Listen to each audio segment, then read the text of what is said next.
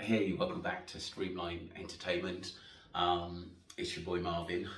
We're going to be talking about the retirement of boxer Gabe Rosado. He's someone I followed, especially over the last, say, 10 to 15 years. Very exciting boxer, orthodox. He was he is 5'11", from Philadelphia, aged 37. I remember him fighting David Lemieux. This was some years ago now, and that was one of the best sort of action-packed fights I've seen, where big punches were thrown. Both men were pretty bloody in that fight, and it was just his general, basically go for broke attitude, which got him a reputation of being a throwback fighter who went for broke. And he's been in a lot of wars as well, which have been exciting. So his career started in 2006 and retired this month in 2023. He did have a lot of defeats, but a lot of those defeats, especially against like Martin Murray, Selecki, were very, very good fights where you could say it probably could go the other way. There were several fights in the career of Gabe Rosado where he was unlucky not to get the win in very, very close fights. Sometimes we know boxing can be a cruel sport in decisions and the hierarchy and stuff like that, but Gabe Rosado can go down in my books as a true warrior. Some of the people who fought, a lot of good boxers and champions. Jamie Mungia, Daniel Jacobs, I thought another fight he should have won. Magic Selecki, he did get knocked down in the early rounds, but managed to fight back and knock down Selecki in the last couple of rounds, which was a tremendous turnaround in that fight. Sometimes you don't know what to expect from Gabe Rosado, but it is exciting. Martin Murray, another close fight, he lost on a decision and he should have won. David Lemieux, that was stopped due to an injury. That was a great fight. That was absolutely a tremendous fight. That was one of the best fights I would sort of watch again, and it was just epic. At the end of the back and forth, at the end of the day, many big punches thrown. So if anyone wants to look at Gabe Rosado on YouTube, check him against David Lemieux. That is a good fight. I mean, there were many great fights, but that was one that stood out to me. That was an absolutely war.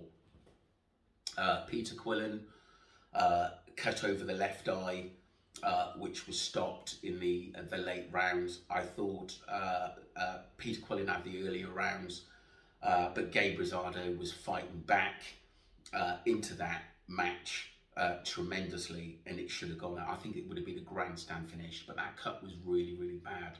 I think he could have carried on. I've seen worse, to be honest with you. At the end of the day, so he was pretty unlucky in that basically world championship fight for a belt there.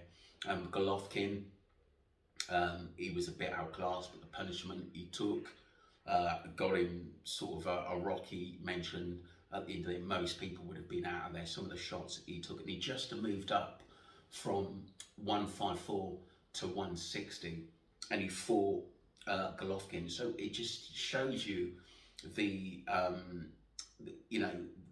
the strength of mentality of this man. He wasn't scared of anyone, and he would just go to war and give it his all. I find that I think if he had a better trainer earlier in his career, I'm sure that he would have won a belt, especially about like the Quillan sort of Golovkin time, where I think he was with his long-term trainer back then, and I do think if he probably had a world-class trainer, he may have won one of the world title belt, but one of the smaller ones. I'm sure of it.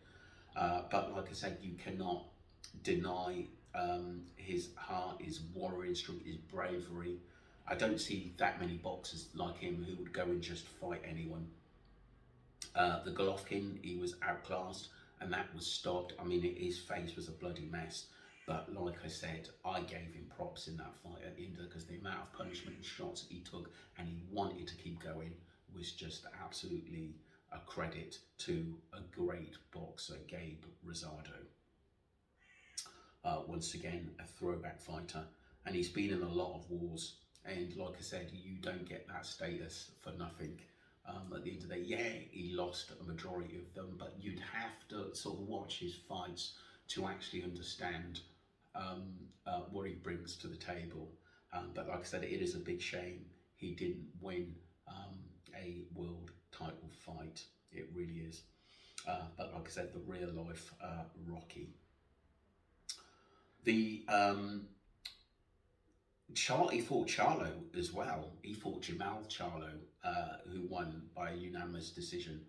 Charlo's very skillful at the end of the day, and obviously he's got 4 of the belts at the moment. But that was earlier on in Charlo and Gabe Rosado's career that they fought, but Charlo won that fight. But the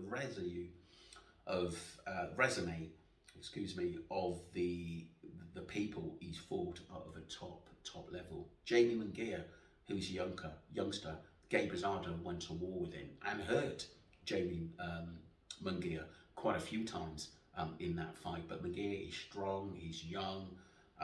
He will also be a world championship, and he's also Jamie Mungia. His defense has got a lot better than what it was, and I believe he will be a world championship. But Gabe Rosado, I mean, the list is unbelievable who he fought.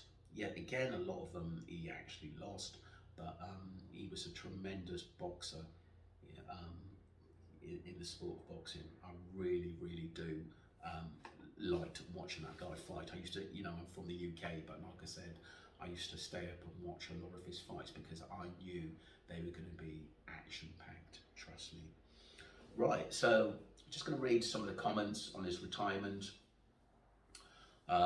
Someone said, props to Gabe Rosado. He showed much heart in his fights. He was a true professional and always showed up in shape, ready to trade shots with anybody. I'm glad he's getting out now, as he's been in far more wars than most fighters. He's been a real treasure for the boxing community. I hope he stays involved in the fight game and helps train the next generation. All the best, Gabe, in the future. It's been a pleasure. Rosado is an example, someone else. Rosado is an example of you can lose but still be a warrior. He's got a resume of tough opponents. That was my thoughts. I went through a list of some of the stuff, some of the people he actually fought, and it was phenomenal. Not a lot of people can end their boxing career and say they fought a lot of them.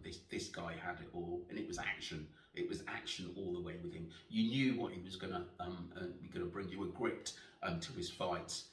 Even if he went down, he would get back up and fight on. But you knew that if he lands something big, all hell's gonna break loose. Somebody else, he's been in some amazing fights, and think once the dust clears on his career, boxing fans will remember him with a similar love to Arturo Gatti.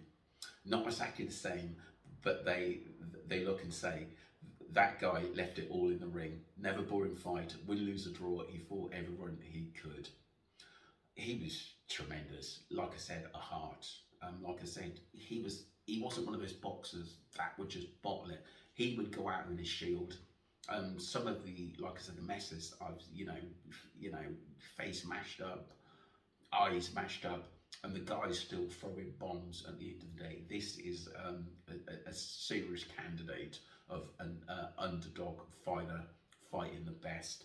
And like I said, I think when the dust clears on his career, I think he can, held his head up really, really, really high at the end of the day, because a brilliant boxer. Someone else said, guy has balls, took all corners, no cherry picks, so we fought everyone at world elite level. Rosado was always fun to watch, always a guaranteed brawl, blood and guts, true warrior, great athlete, best of luck on the next phase, and thanks. for all. Someone else said, wish him the best. He always gave his all. Got another one, respect and the best wishes to Gabe, a true warrior and a humble person. That's what I thought. He always came across well in interviews. Yeah, he was riled up when weigh-ins and stuff like that, but generally he loved his fans and liked the support. He supported his fans as well by always saying thank you and very, very respectful. That goes a long way, you know, because fans never forget when a boxer treats them well. Enjoy the next chapter, and thanks for all the exciting fights. Thanks for all you brought to the sport, Gabe. You're a true warrior. I mean, that warrior spirit in boxing goes a long way because, you know, he'd back it up. Yeah, he probably wasn't the most skillful, but his energetic display and not backing down in any fight was proud to see. I've seen it in a few boxers like Mike Tyson, but that aggression and that will to keep going is something very, very special, you know. And he's going to go out in the sport at the end of the day a legend, because people will remember him for, you know, what he brought to the sport, the excitement, the wars he's been in. I'll read a couple more out before I go. A born warrior who has never surrendered and has always fought against the best. I wish you an excellent retirement. It's weird because dude never seemed like a bad fighter, just missing something that only his coaches see it. Rosado will always be remembered as a warrior.